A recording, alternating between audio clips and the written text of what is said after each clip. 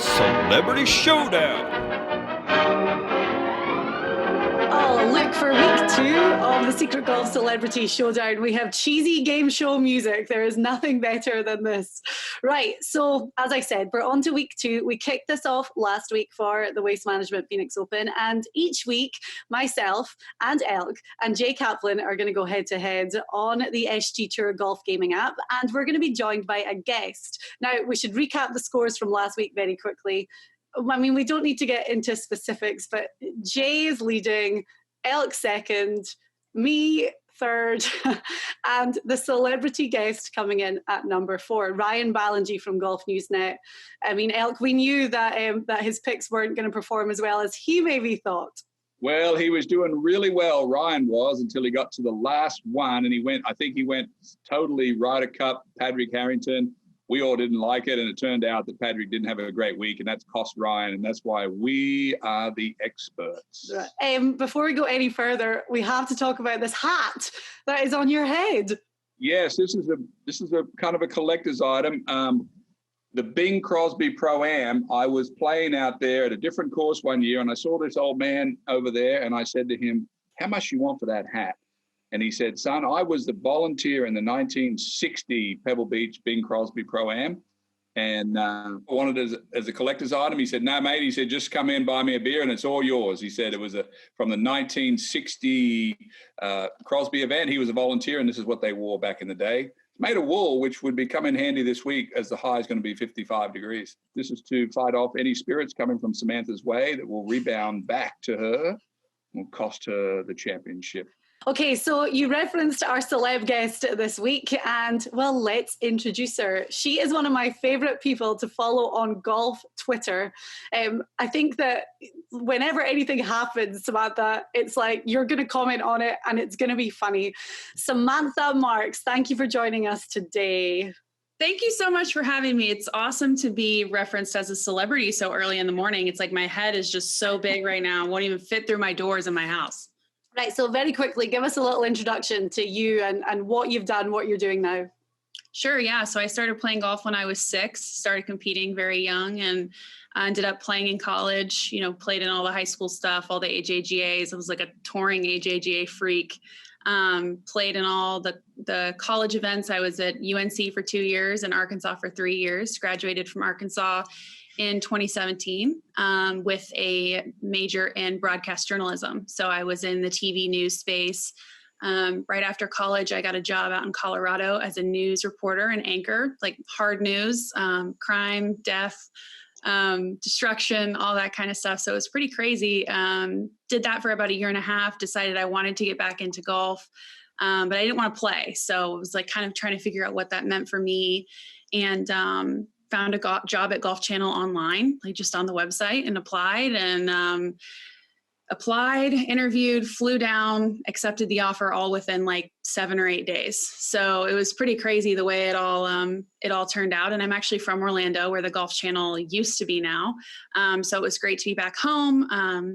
Bought a house like just before COVID hit, and right when they told us we were all laid off from Golf Channel.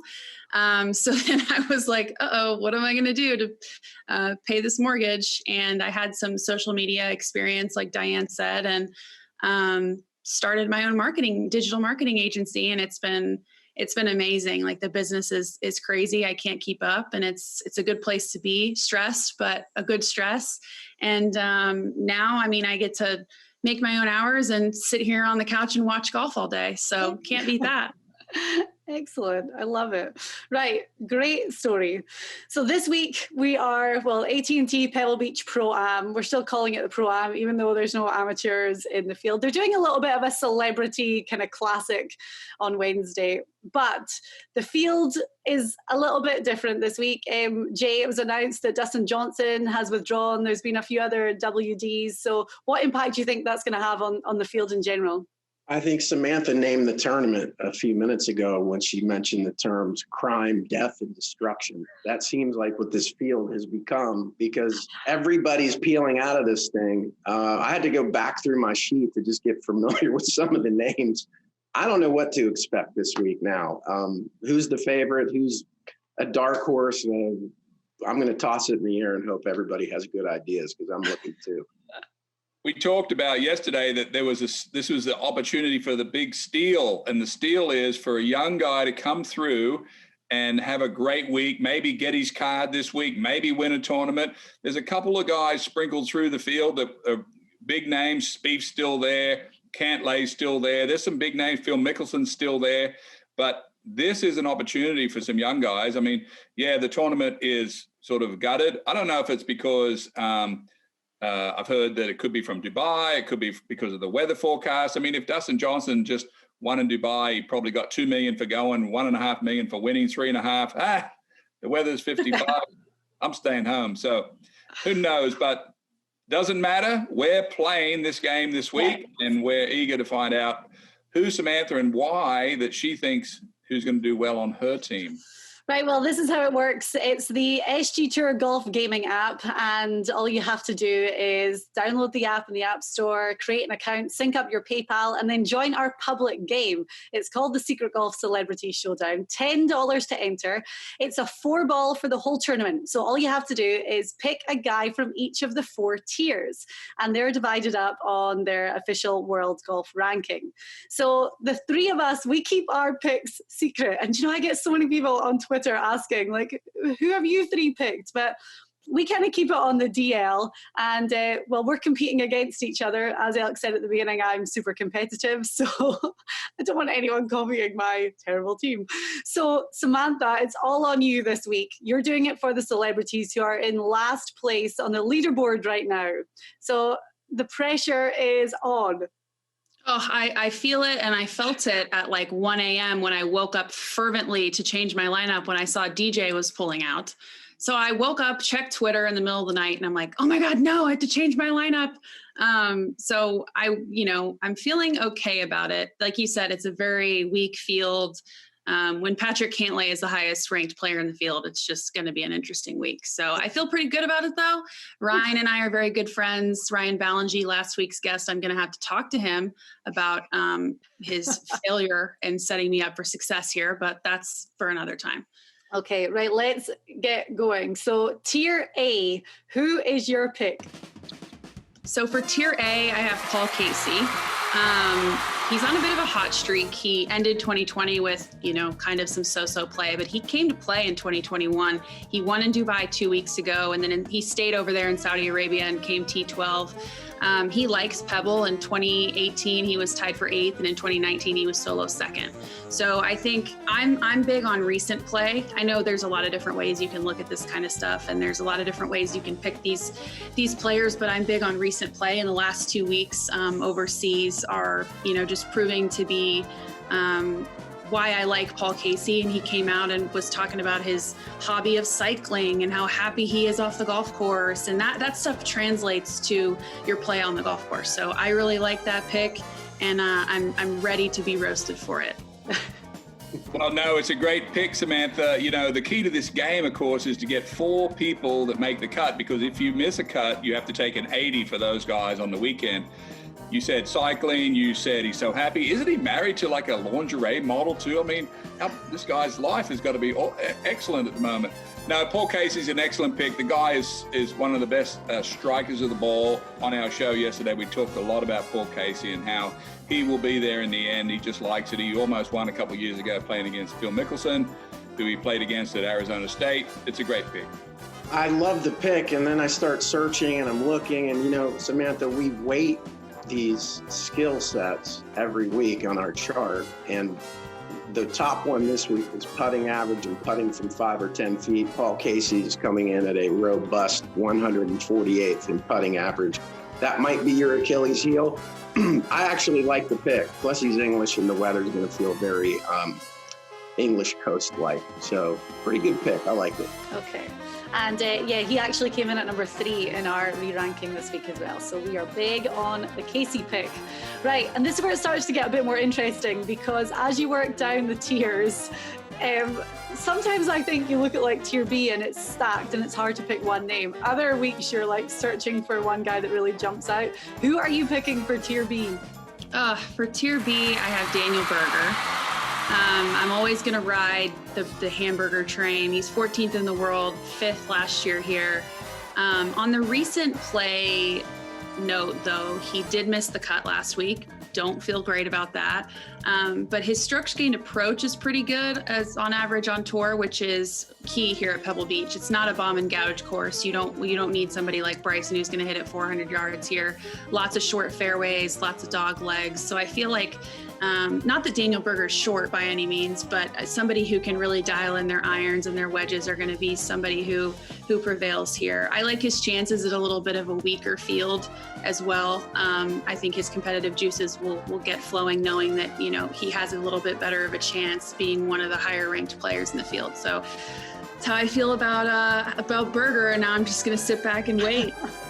Is it a theme here?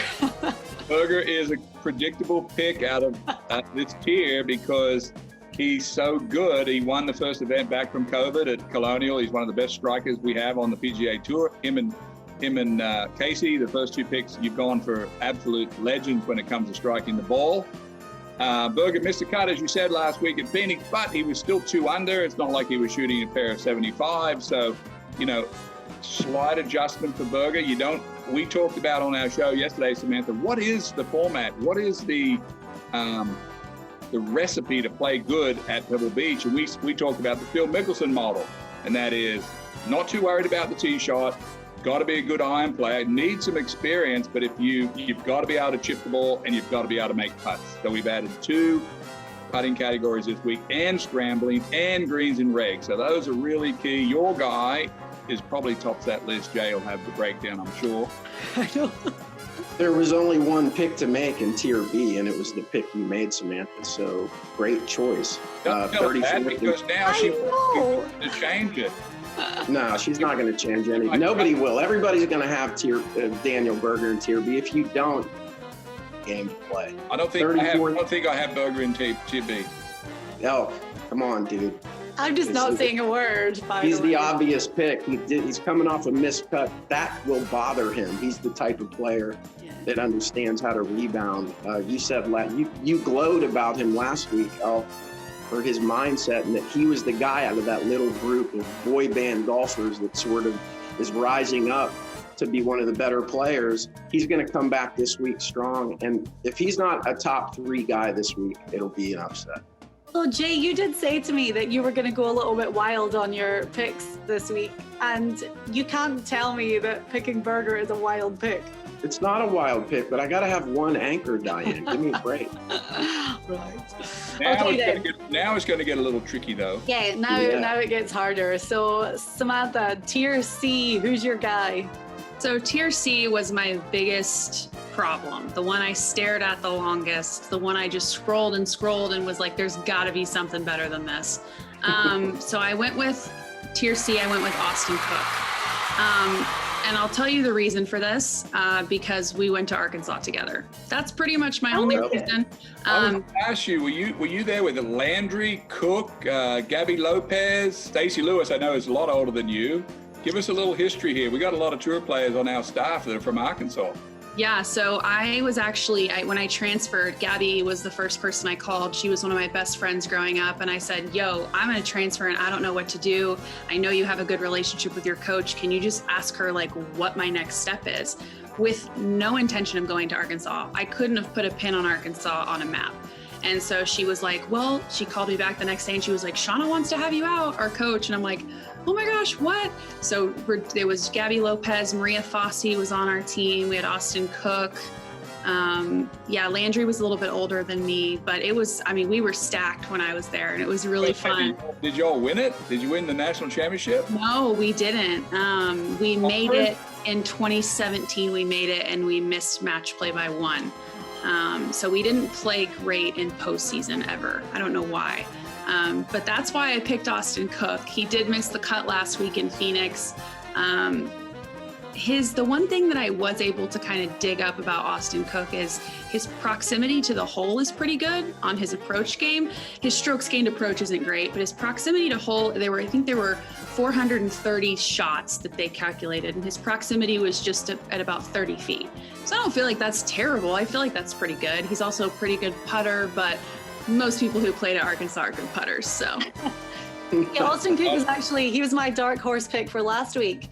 And even this week, he jumped up 43 places in our re-ranking based on his numbers. I mean, he's 18th in scrambling on the PGA Tour right now and 22nd in putting from 5 to 10 feet. So I like this. I'm big on this pick. And if he didn't let me down last week as my dark horse, I think I'd probably have picked him too. Well, I understand the alliance with the Hogs, the Hog Nation, Samantha. You know, Austin Cook won at the RSM, then he went on this huge drought, came back and won Vegas, I think last year. No, he was runner-up in Vegas behind Martin Laird. He is the ultimate tour player nowadays with hot and cold. He'll miss 8 cuts in a row and then come and finish second, or he'll miss 7 in a row and play good. So who's going to show up this week at Pebble Beach? I know one thing, he's a straight hitter, fades the ball. You're going to have to hit, you know, you need some experience at Pebble.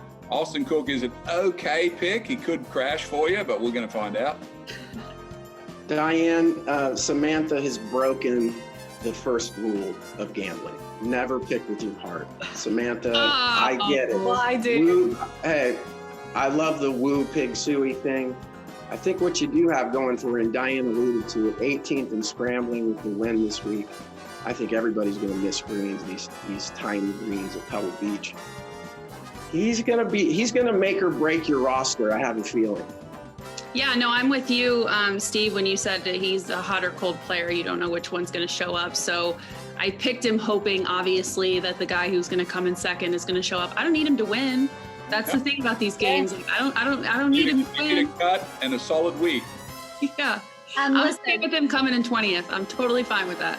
I am so big on picking with your heart, and you can't tell me that somebody who has a sibling that is in the field is not going to pick with their heart. I mean, Diane, how's that working out for you so far? he made the cut last week, to be fair, so it didn't. And by the way, Samantha, we're probably the only company that doesn't use strokes gain, and I'll tell you why, because the tour players don't use strokes gain.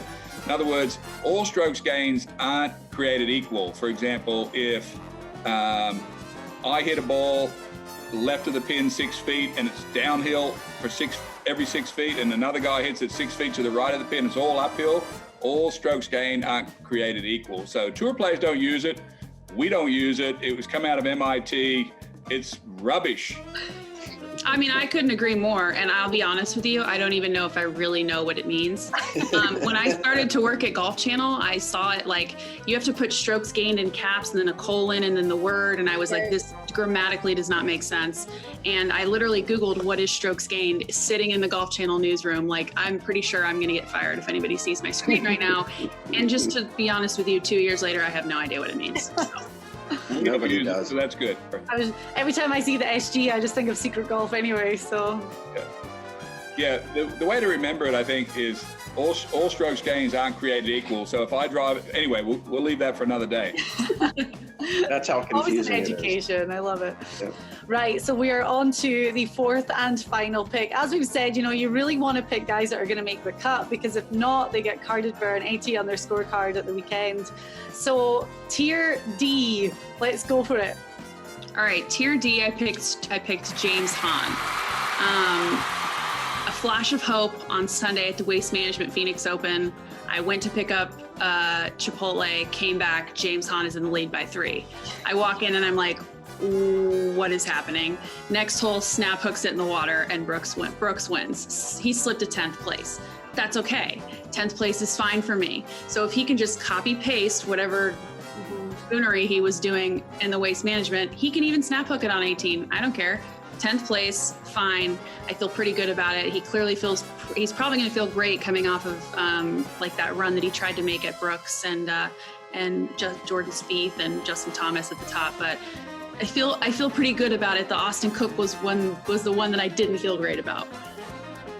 I was texting with Jason Duffner, my close friend, was on his way to watch Spieth play on the back 9 on Sunday, and I said, who's winning? Because I was at the golf course, and he said, Hahn shot 6 under on the front playing with Brooks, but he's going to collapse on the back. That was what he texted me as he was running out to the back 9, and I saw him go in the water, left on 12, into the bunker, into the water on 13, into the water on 15. he's so thin, Han. I mean, he's so slender nowadays. Maybe dropped another 20 pounds. He's doing the reverse Bryson. I'm with you on that. I think Han should come back and play pretty good. He's looked like when he was playing good on the weekend, he was hitting that high fade, but then this quick hook came in. Kind of the same thing happened with shot play. Shot play's off this week, but no, I understand the pick. I think it's a good pick. He's got good form, obviously, and he's looking to maybe recapture something. But that was a terrible finish for him on the weekend. He had that tournament by the throat, and Brooks just squashed him literally and figuratively on the back nine. I think it was interesting the way that the broadcast kept saying how good it was that Brooks was playing with Han. And in my eyes, I was thinking about how bad it was that Han was playing with Brooks. Like, that's why he collapsed, because Brooks started playing good, and then he was like, uh-oh, I can't hold this anymore. So I just thought it was funny the way that those two kind of worked out on Sunday. And Jason Duffy and I, the final thought was, after Brooks hold his pitch shot at 17 to go eagle and 2 ahead, we were like, oh, that's it, that's over. And we were like, wait, he's got to miss that really long rough on the left on 18. And I got a text from Duffy, and he goes, you're not going to believe this. Brooks has 78 yards to the pin on 18. He hit a 370 off 18. So we know the patella tendon's fine, hip's fine, everything's fine. Brooks was in a Super Bowl commercial. We're going to see his girlfriend in a bikini very soon. So it's all good in Brooks' world. Yeah. Samantha, I'm grinding my teeth over James Hahn. I understand your logic with this pick. You know, here's a guy that played well last week. I picked him as my dark horse 2 weeks ago, and it's the first time I missed the cut. So I'm a very unforgiving person too, and he's on my list of do not touch. It'll be interesting to see how he goes from miscut to competing for a title, and then now he's coming back where he's familiar with the territory. He's a Cal Berkeley guy, so let's see how he rebounds this week. Interesting pick. I'm rooting for you. I'm not rooting for him. I'm still sour. Oh, so harsh, man. Okay, and I understand. Of course, Samantha, your picks, we put you at as the most disadvantaged we possibly can in this game. That's the way we do it here. So your picks now will be frozen. We, of course, can change our picks all the way up to tee off, which is our prerogative. And when you play with us in the future, you'll be able to do the same. But we're going to freeze your picks, and anyone else that wants to join this game, they can always go to the SG Tour app, find the celebrity game, and play against all 4 of us. But this hat right here is going to win the day this week, I think. I mean, you always win when it comes to the fashion, Elk. I'm shocked that Samantha didn't pick the man that is peeking out from behind her couch. The Prince of Pebble, as they're calling him. Prince of Pebble. I didn't see that. Oh, yeah. Got a little fill cut out. Yeah. He's hiding it. I got my... That's post-diet too, right? Oh, yeah. Looking slim. He'd be the whole pillow size before. All right, then. Samantha Marks, thank you so much for being our guest on the Secret Golf Celebrity Showdown, and hopefully you can do it for the celebs, and we'll try and climb up that leaderboard. Thanks so much for having me. That was so much fun, and we'll see. Hopefully I can lift Ryan and I up out of the dumpster. We want you to win. We want you to win. I want me to win too, so that's good. Samantha, if you win, Elk will do a woo pig suey next week. Yeah, I'll do it. All right, I'm in. I was at ex-Southwest Conferencer, by the way, Samantha. U of H, baby, all the way. We used to play. I'm sorry. Back in the day. We used to play you. We got tired of beating you, so we left. Okay. End the show. Time to go.